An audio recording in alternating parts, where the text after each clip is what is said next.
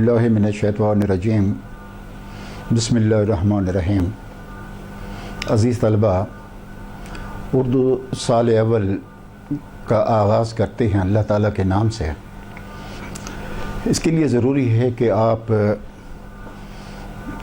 نصابی کتاب کا پہلا سبق اور پہلا صفحہ آپ نکال کے رکھیں، لیکن سبق پڑھنے سے پہلے بھی نصاب کے متعلق بتانا ضروری ہے کہ سال اول کا نصاب 100 نمبر پر محیط ہے۔ اس میں پہلا سوال معروضی ہے، جنہیں ہم کثیر الانتخابی سوالات بھی کہہ سکتے ہیں، اور اس کے 3 جز کچھ اس طرح سے جو ہے نا ان کے 3 جز کچھ اس طرح سے ہوتے ہیں کہ 20 نمبر اس کے 20 نمبر ہوتے ہیں، اور ان میں ایک حصہ 5 نمبر کا ہے۔ پہلا جز 5 نمبر کا ہے، اور وہ ہے نصابی کثیر الانتخابی سوالات، حصہ نثر۔ سبق پڑھنے کے بعد یہ سوالات اس وجہ سے رکھے گئے ہیں کہ تاکہ بچے رٹے سے اجتناب کریں، جو کچھ پڑھے ہیں انہیں ازبر بھی ہو، انہیں یاد بھی ہو، اور اسی لیے یہ 5 نمبر کا سوالات، اس کے لیے 4 آپشن دیے جاتے ہیں، اور ان میں سے جو صحیح ہوتا ہے، صحیح جواب جو اس کا ہوتا ہے، اس کے آگے گول دائرہ پر کرنا ہوتا ہے، مارکر سے پر کرنا ہوتا ہے۔ دوسرا جز اس سلسلے میں وہ ہے ادبی اصطلاحات۔ ادبی اصطلاحات میں تشبیہ، استعارہ اور تلمیح، یہ بھی اسی طرح یہ 5 نمبر کا یہ سوال، تو اس میں بھی ہر آپشن کا 1 نمبر ہوتا ہے، اور اس میں تشبیہ میں سے، استعارے میں سے اور تلمیح میں سے سوالات دیے جا سکتے ہیں، اور صحیح جواب سے پہلے جو گول دائرہ ہوتا ہے اسے پر کرنا ہوتا ہے۔ تیسرا جز اس سلسلے میں شعری اصطلاحات ہیں، اور ان میں مطلع، مقطع، قافیہ، ردیف، تو ان میں سے سوالات دیے جاتے ہیں، اور یہ پوچھا جا سکتا ہے کہ ان کی تاریخ کیا ہے۔ مثال کے طور پر تشبیہ ہے، تشبیہ کسے کہتے ہیں، استعارہ کسے کہتے ہیں، اور تلمیح کسے کہتے ہیں۔ شعری اصطلاحات میں مطلع کیا ہے، مقطع کیا ہے، قافیہ کیا ہے، ردیف کیا ہے، تو صحیح جواب کے آگے جو گول دائرہ ہوتا ہے وہ اسے بھی پر کرنا ہوتا ہے۔ 5 نمبر کا یہ سوال بھی جو ہے نا یہ 5 نمبر پر مشتمل ہے۔ بالکل اسی طرح جو دال جز ہے، چوتھا جز، وہ ہے تذکیر و تانیث کے حوالے سے کثیر الانتخابی سوالات، کثیر الانتخابی سوالات جن کا درست جواب، وہ بھی اسی طرح 4 جو ہے نا آپ کو آپشن دیے جاتے ہیں۔ جو درست آپشن ہوتا ہے تو اس کے آگے گول دائرہ وہ پر کر دیا جاتا ہے۔ چنانچہ 20 نمبر پر مشتمل یہ کثیر الانتخابی سوالات، جنہیں عام طور پر معروضی حصہ بھی کہتے ہیں۔ اس کے بعد دوسرا حصہ جو 80 نمبر پر مشتمل ہے وہ انشائیہ کا ہے، حصہ انشائی اسے کہتے ہیں۔ چنانچہ اس میں جو دوسرا سوال، اگرچہ انشائی حصے میں وہ پہلا سوال ہوتا ہے، لیکن وہ پہلا سوال چونکہ معروضی یا کثیر الانتخابی سوالات جس کے 4 جز ہوتے ہیں، 5 نمبر کا ہر جز، تو یہ جو ہے نا دوسرا سوال وہ دوسرا سوال ہوتا ہے، تو اس میں اشعار کی تشریح، حصہ نظم، تو اس میں بچے کے پہلا سوال یہ دیا جاتا ہے کہ نظم کا عنوان کیا ہے۔ نظم کا عنوان لکھنے کے بعد پھر دائیں ہاتھ پہ جلی حروف میں لکھا جاتا ہے کہ شاعر کا نام کیا ہے۔ شاعر کا نام بھی بتانا پڑتا ہے۔ چنانچہ 2 نمبر اس کے ہوتے ہیں۔ 8 نمبر ہوتے ہیں جو جز ہوتا ہے حصہ نظم کا، تو وہ بند کی صورت میں تشریح کی جاتی ہے۔ وہ بند 4 مصروں پر بھی مشتمل ہو سکتا ہے، 5 مصروں پر بھی مشتمل ہو سکتا ہے، 6 मिसरों पर भी मुश्तमिल हो सकता है। तो बहरहाल उसके 8 और 2 नंबर मिलाकर 10 नंबर का ये जुज बनता है, और इसमें 2 जुज होते हैं। बेजुज जो होता है वो भी अशार की तशरीह, मगर हिस्सा गज़ल, हिस्सा गज़ल के ये 3 अशार इसमें होती हैं। 10 नंबर का ये जुज होता है। इसमें 1 नंबर शायर के नाम का होता है और 9 नंबर इसमें अशार की तशरीह के होते हैं, और हर शेर की तशरीह के नंबर 3 हैं। चुनांचे इस तरह ये दूसरा सवाल हिस्सा इंशाई का, जो हालांकि पहला बनता है, तो वो 20 नंबर का अलिफ जुज बेजुज, अलिफ जुज हिस्सा नज़्म और बेजुज हिस्सा जो है ना वो गज़ल का होता है। इसके बाद तीसरा सवाल जो बनता है वो है हिस्सा नस्र में से। हिस्सा नस्र में से हवाले मतन, सियाक व सिबाक, तशरीह, ये सवाल बनता है, और ये सवाल 15 नंबर पर मुश्तमिल है। 15 नंबर कुछ इस तरह से इसकी तकसीम होती है कि पहले या सबक का उन्वान लिखा जाता है कि सबक का उन्वान क्या है, 1 नंबर इसका। फिर मुसन्निफ का नाम, मुसन्निफ का नाम लिखा जाता है, 1 नंबर इसका। ये 2 चीज़ें बताना मकसूद होती हैं, 2 चीज़ें बताना मतलूब होती हैं। बाज़ तलबा कुछ इस तरह वो गलती करती है कि वो उसमें सिनफ भी लिख देती हैं, और इस तरह की दूसरी चीज़ें भी, सिनफ लिखने के साथ साथ दूसरी चीज़ें भी माखिज़ भी लिख देते हैं। उसमें इम्कान होता है शायद वो गलत लिख दें, कभी उन्हें याद न रहे भूल कर।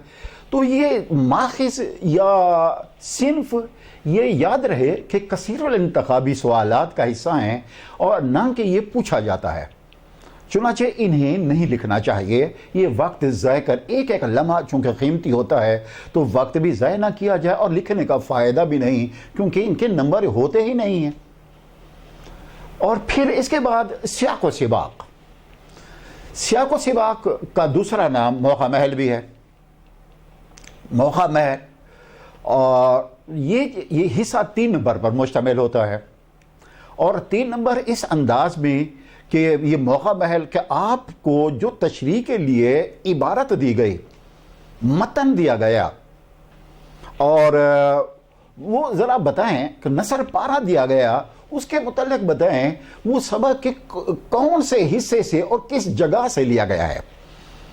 चुनांचे इंशाअल्लाह जब हम आपको ये सवाल अमली तौर पर हल करके दिखाएंगे, तो उसमें आपको खूबसूरत मिसाल से आम फहम अंदाज में आपको बताने की कोशिश करेंगे। और इंशाअल्लाह ये हिस्सा जो आम तौर पर लड़कों के लिए मुश्किल साबित होता है, इंतहाई आसान होगा और तबीयत पे गरा नहीं गुजरेगा। चलो 3 नंबर ये मौका महल बताना कि कहाँ से लिया गया है, और वो भी इसलिए पूछा जाता है कि आया लड़कों ने पूरा सबक पढ़ा भी है, पढ़ा है तो समझा भी है, और उन्हें पता भी है कोई चीज़ कहाँ से ली गई है। और इसके बाद तीसरा हिस्सा, 3 हिस्सों पर मुश्तमिल ये सवाल का तीसरा और अहम हिस्सा वो है तशरीह का। अब तशरीह के लिए असूल हम इंशाअल्लाह वो तो आपको बताएंगे कि तशरीह करते हुए हमें किन किन बातों को मद्देनज़र रखना चाहिए। फ़िलहाल चूँकि हम निसाब के मुतालिक बताने के बाद हम पहला सबक शुरू करेंगे, तो उसके लिए सिर्फ इतना याद करना आपके लिए ज़रूरी है कि आप इस जुमले को मद्देनज़र रखें, सवाल अंदाज में तजस्सुस करें, गौर व फिक्र करें कि कौन, क्या, कब, क्यों और कैसे। कौन, क्या, कब, क्यों और कैसे। मुराद, इससे मुराद कि कौन हैं कहने वाले, किसके मुतल्लिक हैं कहने वाले, उन्होंने कब कहा, उन्होंने क्या कहा, और कहा तो क्यों कहा, कहा तो क्यों कहा, उसका मतलब क्या है। तो चुनांचे हिस्सा तशरीह में जब इस तरह आप सोच विचार करेंगे, गौर व फिक्र करेंगे, تو پھر سبق کی تشریح کرنا آسان ہے بشرط کے مطالعہ ہے، بشرط کہ آپ نے مطالعہ اچھی طرح سے کیا ہے تو پھر آپ بہترین تشریح کر سکتے ہیں، بہترین تشریح کر سکتے ہیں۔ تو چنانچہ اس کی مثال ہم عملی طور پر نصاب کو بتانے کے بعد ہم جب سبق شروع کریں گے انشاءاللہ آپ کی سمجھ میں آ جائے گا۔ تو چنانچہ یہ 15 نمبر کا یہ سوال انتہائی اہمیت کا حامل ہے۔ چوتھا سوال وہ بھی حصہ نثر ہی سے ہے اور وہ ہے سبق کا خلاصہ۔ سبق کا خلاصہ، اس کا اصول یہ ہے کہ جو سبق ہو نصابی کتاب میں اس کا 1/3 خلاصہ ہونا چاہیے، لیکن اس کا یہ مطلب نہیں کہ جناب 10 نمبر پر مشتمل یہ سوال، اس میں 1 نمبر مصنف کے نام کا ہوتا ہے اور 9 نمبر خلاصے کے ہوتے ہیں۔ تو اس کا یہ مطلب نہیں ہے کہ جناب آپ بہت سی باتوں کو چھوڑ دیں۔ خلاصے کا مطلب یہ ہوتا ہے کہ اس انداز میں لکھیں کہ اس میں تمام اہم باتیں آ جانی چاہیے اور کوئی اہم نکتہ یا اہم بات رہ نہ جائے، اور پھر تحریر میں منطقی ربط بھی ہو۔ چنانچہ ان باتوں کا ہونا خلاصے میں ضروری ہے۔ چنانچہ 1 اور 9 جمع 9 یہ 10 نمبر پر مشتمل یہ سوال ہے۔